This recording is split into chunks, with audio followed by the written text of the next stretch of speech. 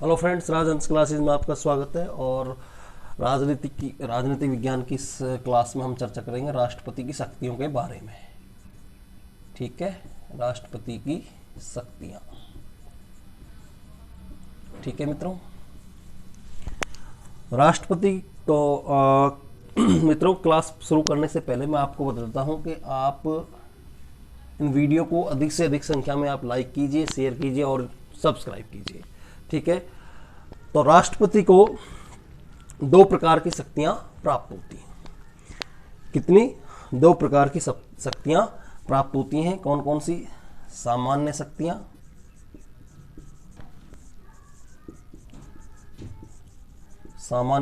और विधेय शक्तियां।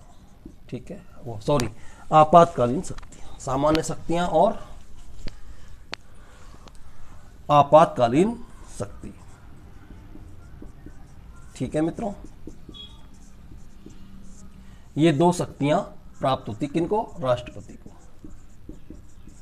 ठीक है मित्रों, सामान्य शक्तियों में अगर हम बात करें तो ये नियुक्ति संबंधी या कार्यपालिका शक्ति होती हैं। सामान्य शक्तियों की अगर हम बात करें तो ये होती हैं नियुक्तियों से संबंधित या कार्यपालिका शक्ति। ठीक है मित्रों, नियुक्तियों से संबंधित या कार्यपालिका संबंधित में राष्ट्रपति को प्रधानमंत्री की भी नियुक्ति कौन करता है? राष्ट्रपति। ठीक है, कौन करता है? प्रधानमंत्री की नियुक्ति राष्ट्रपति करता है। इसके अलावा जो केंद्रीय मंत्री होते हैं उनकी भी नियुक्ति प्रधानमंत्री की सलाह पर राष्ट्रपति के द्वारा की जाती है। किसके द्वारा? प्रधानमंत्री की सलाह के द्वारा, राष्ट्रपति के द्वारा ही केंद्रीय मंत्रियों की नियुक्ति की जाती है। इसके अलावा महान्यायवादी,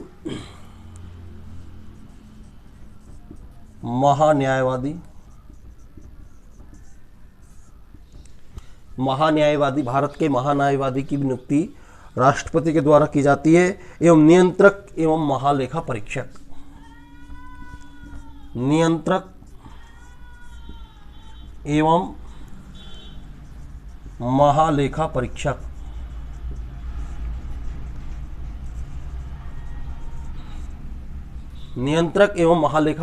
की भी नियुक्ति राष्ट्रपति के द्वारा की जाती है। एजी कहने का, इनकी भी नियुक्ति राष्ट्रपति सामान्य शक्तियों का उपयोग करते हुए करते हैं। सर्वोच्च न्यायालय के न्यायाधीश, सुप्रीम कोर्ट के न्यायाधीश, सर्वोच्च न्यायालय के न्यायाधीश और उच्च न्यायालय के न्यायाधीशों की नियुक्ति।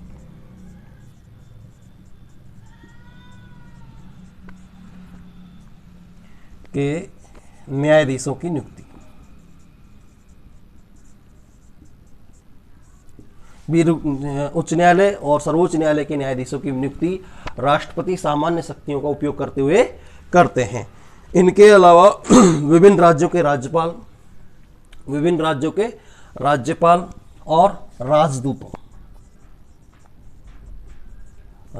और विभिन्न देशों में राजदूतों की नियुक्ति भी राष्ट्रपति के द्वारा ही की जाती है। किसके द्वारा की जाती है मित्रों?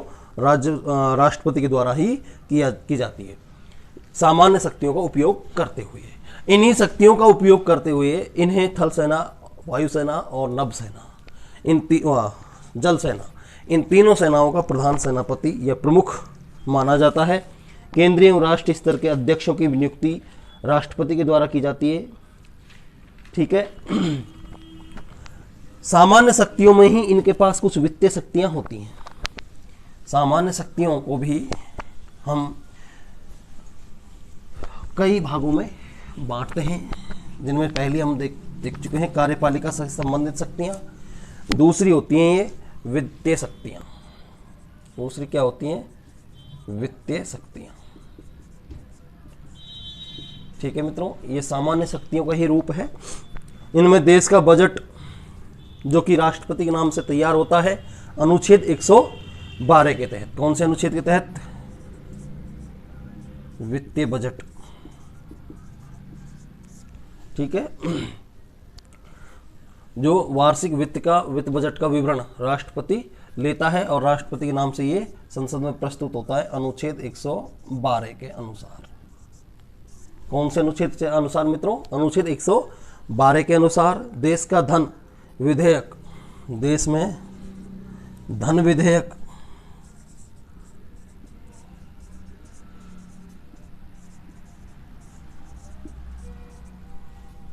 ये अनुच्छेद 110 के द्वारा लाया जाता है, जिसमें ये भी राष्ट्रपति के नाम से ही बनाया जाता है, क्योंकि राष्ट्रपति जो कि संवैधानिक गणतंत्र का मुखिया होने के नाते शासन का जो भी कार्य किया जाता है राष्ट्रपति के नाम से किया जाता है।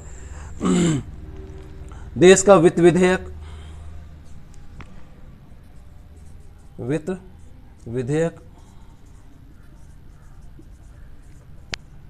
अनुच्छेद 117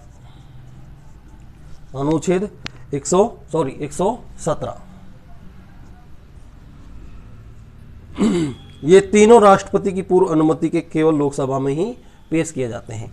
ये तीनों विधेयक राष्ट्रपति की अनुमति से ही, राष्ट्रपति की अनुमति से ही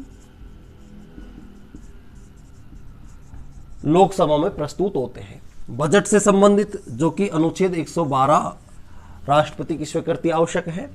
धन विधेयक पर अनुच्छेद 110 के अनुसार राष्ट्रपति की स्वीकृति अनिवार्य है, और वित्त विधेयक अनुच्छेद 117 इस पर भी राष्ट्रपति की अनुमति आवश्यक है। ये तीनों ही विधेयक राष्ट्रपति की अनुमति से ही लोकसभा में प्रस्तुत किए जाते हैं। आकस्मिक निधि एक अलग होती है, जो ये आकस्मिक यानी आपातकालीन स्थिति में काम में ली जाती है, आकस्मिक निधि। और इस निधि पर भी नियंत्रण राष्ट्रपति का होता है। ये अधिकार राष्ट्रपति को अनुच्छेद 267 के तहत दिया गया है, कि जिसके अनुसार राष्ट्रपति देश में बनाई गई आकस्मिक निधि का उपयोग, आकस्मिक निधि का नियंत्रण राष्ट्रपति अपने पास रखता है अनुच्छेद 267 के तहत। ठीक है मित्रों, तो ये थी मित्रों राष्ट्रपति की सामान्य शक्तियों, वित्तीय शक्ति और कार्यपालिका से संबंधित कुछ शक्तियां। कार्यपालिका से संबंधित शक्तियों में राष्ट्रपति विभिन्न नियुक्तियों को पूरा करता है। वित्त संबंधित जो शक्तियां होती हैं, इनमें बजट लोकसभा में प्रस्तुत करना, धन विधेयक प्रस्तुत करना, वित्त बजट प्रस्तुत करना, ये सब अधिकार राष्ट्रपति को दिए। स्वीकृति इन्हीं राष्ट्रपति की स्वीकृति पर ही ये लोकसभा में प्रस्तुत होते हैं। एवं अनुच्छेद 267 राष्ट्रपति को यह अधिकार देता है कि वो आकस्मिक निधि का नियंत्रण अपने पास रखे। ठीक है मित्रों, इसके बाद जो राष्ट्रपति की शक्ति आती है, विधेय शक्ति, आपातकालीन शक्ति, इन सब के बारे में हम अगली क्लास में चर्चा करेंगे। मैं आपको एक चीज बता देता हूं कि राष्ट्रपति के पास दो शक्तियां होती है, सामान्य शक्ति और आपातकालीन शक्तियां। सामान्य शक्तियां तीन प्रकार होती हैं, तीन प्रकार की, जिनमें कार्यपालिका शक्ति, विधायिका शक्ति और विधायिका शक्ति होती हैं। कार्यपालिका शक्ति, वित्त शक्ति और विधायिका शक्ति, इनमें से हम कार्यपालिक शक्ति और विधायिक शक्तियों के बारे में अध्ययन कर चुके हैं। अगली क्लास में हम विधायी शक्ति और आपातकालीन शक्तियों के बारे में चर्चा करेंगे। वीडियो को आप अधिक से अधिक संख्या में लाइक कीजिए, शेयर कीजिए और सब्सक्राइब कीजिए। धन्यवाद।